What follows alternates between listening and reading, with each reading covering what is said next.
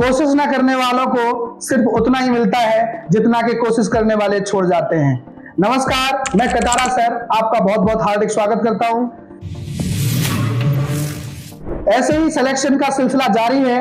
आज मेरे साथ शिवम जादौन जी मौजूद हैं, जिन्होंने एयरफोर्स एग्जाम पास करके जॉब में है, ऑलरेडी सिलेक्टेड हैं। इस समय इनकी पोस्टिंग पुणे में है।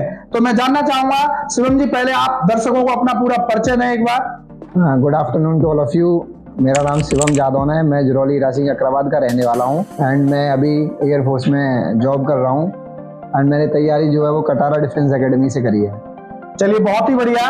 तो शिवम जी ने जैसा कि बता दिया, यानी हमारा कटारा डिफेंस एकेडमी शहर अलीगढ़ उत्तर प्रदेश में है। तो यहाँ से थोड़ी ही दूरी पर अकराबाद क्षेत्र है, जहाँ इनका गांव है जरौली हीरा सिंह, वहां से आते हैं शिवम जी। तो शिवम जी, सबसे पहले हम जानना चाहेंगे, मन में कैसे विचार आया कि तैयारी एयरफोर्स की करनी चाहिए?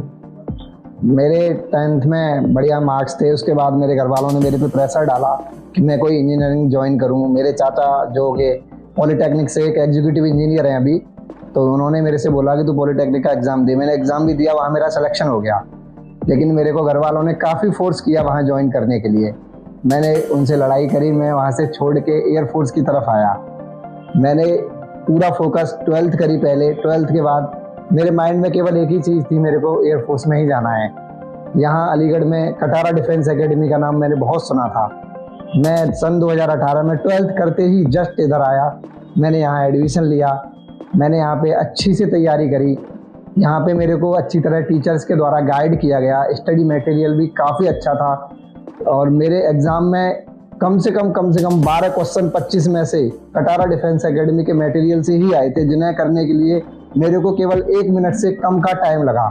और यहाँ पे जो टीचर्स हैं, उनका जो नेचर है वो आपको कभी फील नहीं होने देंगे कि वो टीचर्स हैं। They are like elder brothers only.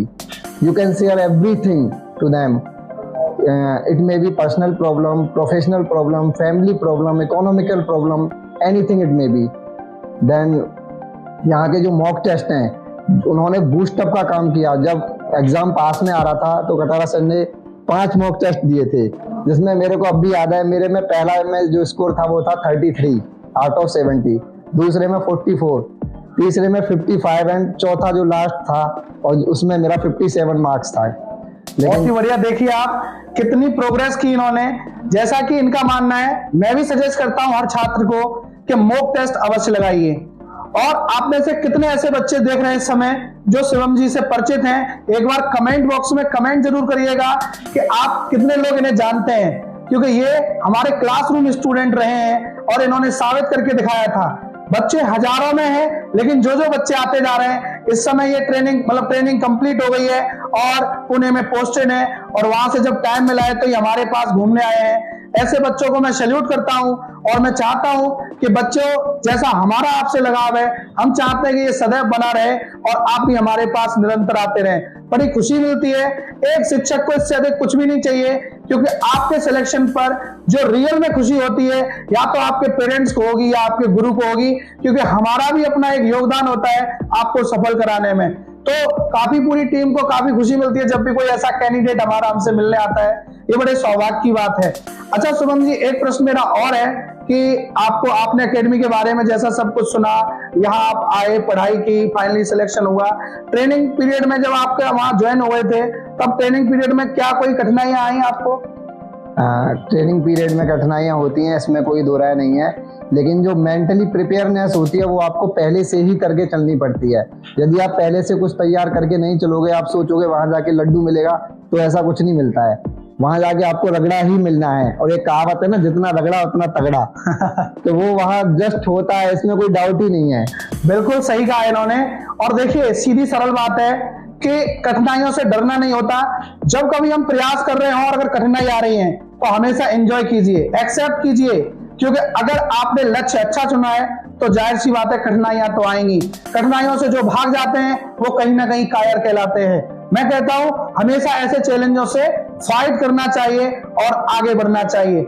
अच्छा, मैं ये जानना चाहूंगा, किसी ने कोई ऐसा शख्स रहा आपकी लाइफ में जिसने आपको कोई तंज कसा हो और कहा हो कि तेरे लिए इतना आसान नहीं है? ऐसी कभी कोई दौर रहा?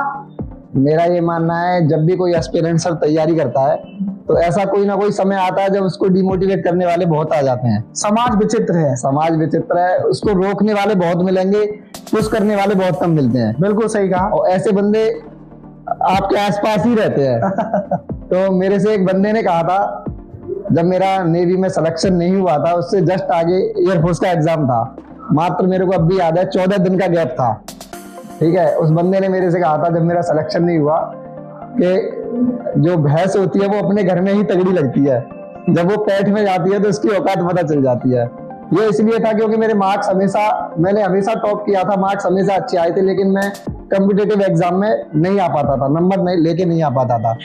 फिर मैंने जो है उनको गलत प्रूव किया। देखिए कितनी बड़ी बात है कि इन्होंने ऐसे लोगों को आपको साबित करना, ये सबसे इंटरेस्टिंग बात है। और मैं कहता हूं इस तरह की सोच रखने वाले हमारे सबसे ज्यादा वफादार होते हैं, क्योंकि हम अपने जीवन को आगे बढ़ाने के लिए तो तैयारी करते ही हैं, और ऐसे लोगों को आंसर देना है ये भी हमारी प्राथमिकता बन जाती है।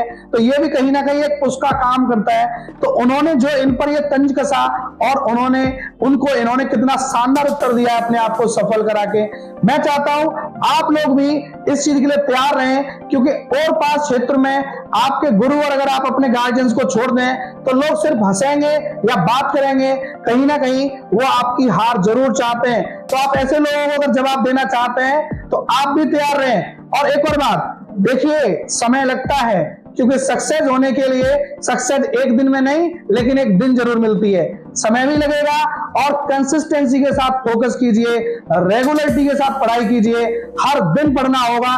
कभी आपके और आपकी पढ़ाई के बीच में गैप नहीं आना चाहिए, गैप एक बहुत नेगेटिविटी क्रिएट करता है। तो आप सभी बच्चों को मेरी पर्सनल सलाह है कि कभी गैप मत आने देना, कंसिस्टेंसी और पेशेंस के साथ पढ़ते रहना। समय लगेगा, कठिनाइयां आएंगी, उनसे भागिए मत, क्योंकि सक्सेस एक दिन में नहीं एक दिन जरूर मिलती है।